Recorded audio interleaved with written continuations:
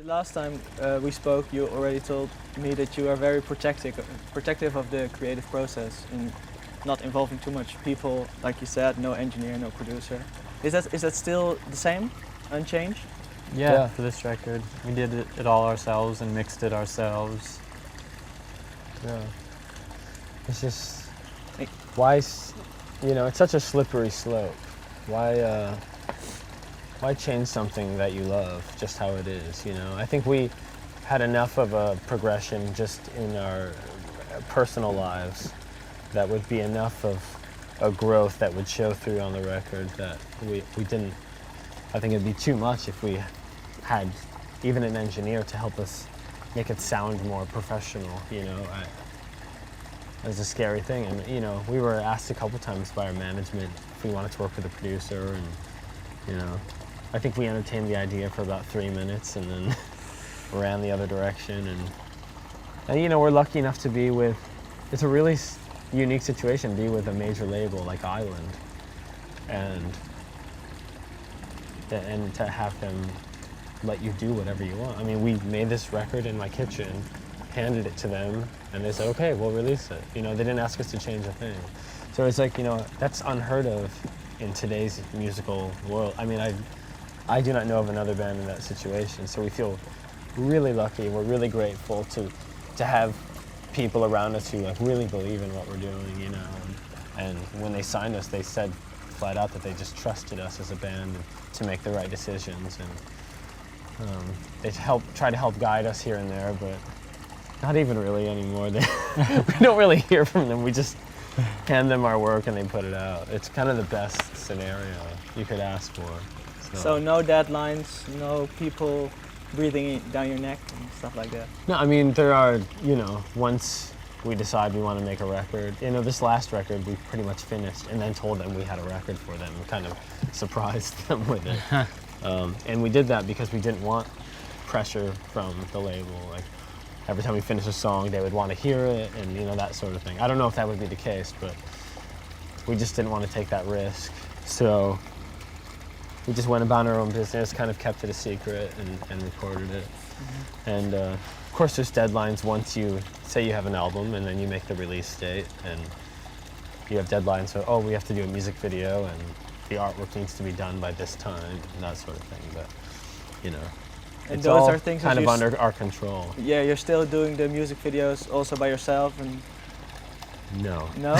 That's the one area where we've relinquished a little control. All right. We still do all the artwork ourselves and things like that, but man, that last record, we did all the music videos, like the concepts, and kind of directed them ourselves, and it just becomes so much when you're on the road and you're in the back of a bus literally editing a video like after it's been shot, and it's just kind of, not saying we won't do that again because we're out of our minds, but yeah, but it also does take searching high and low for someone who gets your vision and understands you, and someone that you can trust, which we eventually found. And we weren't just like, do whatever you want. We worked with him. So Who is this person? It's a director. It goes by the name M. Blash. He's made some independent movies and done some other music videos.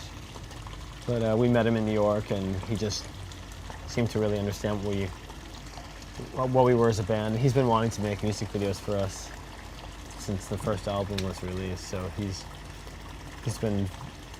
always had his eye on us and been quite focused on what we were doing and our sensibilities. So it seemed like a perfect fit. So he's a lucky man, since you don't change much. You won't change video directors for the next 10 years. Well, maybe we're lucky to have him. I don't know. It's like, it feels nice to just be able to hand something over every now and then, because that last record almost killed us. Literally almost killed us. A while back there was rumors about you almost splitting up. That you were on the edge or something, ready to be pushed over. Can you tell something about that? What happened? What was the situation? I think it really just comes from, you know, we were saying earlier, being together non-stop. It's kind of worse than being married to someone. And I know there's nothing worse than that, you think, but it's like, you can't get away from these people. Like you're with them like almost 24 hours a day for like 6 months at a time or something, you know? And the three of us are also, we're so specific about what we like and what we want to do, so when you've all kind of got a specific idea of which direction the band wants, even if a different person looked at all of our ideas and they couldn't even tell the difference, to us, like they're like these vast differences. So, you know. Yeah, we're all very creative people, so you put a bunch of creative, strong-willed, stubborn guys in a room and, you know, they're liable to kill each other. But there were arguments about the direction you wanted to take with the music, or about external things? Here and there. Just anything and everything. I think it was as simple as we were just tired of seeing each other's faces. We didn't discriminate subjects to argue about. We would argue about anything. Yeah, exactly. You know, most of the arguments were about absolutely nothing. So what is it that pulled you through after all? Just I think that we were all really happy with the way the album turned out. Yeah. And you know, it's one of those things where you look back and you're glad you went through those things, and you know, I don't think Portamento would be Portamento. I think it would be something entirely different if this last year was a breeze and everything was going perfectly, you know. But that's when things start getting really boring. And then what's the sense of making music if everything's going fine? That's why I think U2 should have called it quits a long time ago. You know what I mean? Like, what's the point of making music if there's no friction, you know? Unless you're gonna write a bunch of songs about like making the world a better place and I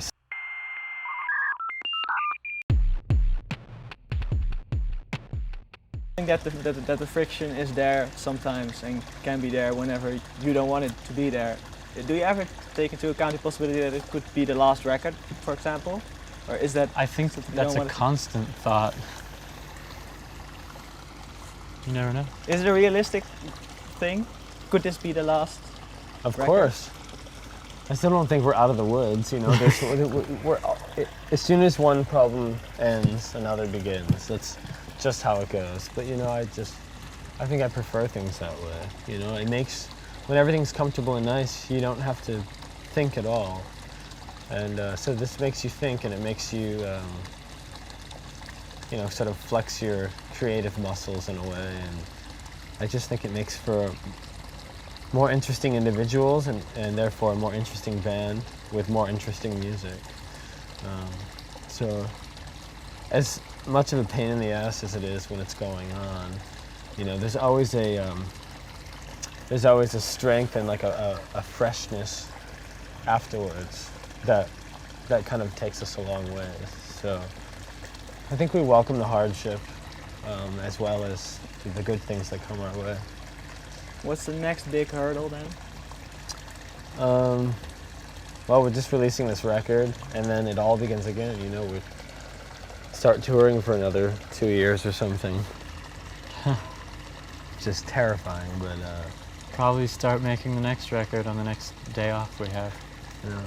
Are you already used to the fact that you are just a 3-piece now and a 5-piece live? Is that something you had to get used to? I don't think so. I mean, I guess a little bit. You completely switched instruments. Yeah, I mean, it took a while to work out the kinks, but, you know, I think it's... Because in September 2010, Adam left. I'll explain for the viewers. And after that, you just decided to go on with the 3 of you and have a live band with 2 more people. Yeah, well, essentially Adam was he was just a live member. He didn't ever write or record with us. So it forced us to kind of reevaluate the whole situation. And I think our live show's kind of stronger now because of it. Do you have contact with Adam about the drums things going on? I haven't talked to him since the day he quit the No? band. Not out of Seems spite weird. or anything like that. I just, you know, I met Adam the first day of our first concert at our first practice. You know, John had known him before. We grew up in the same town.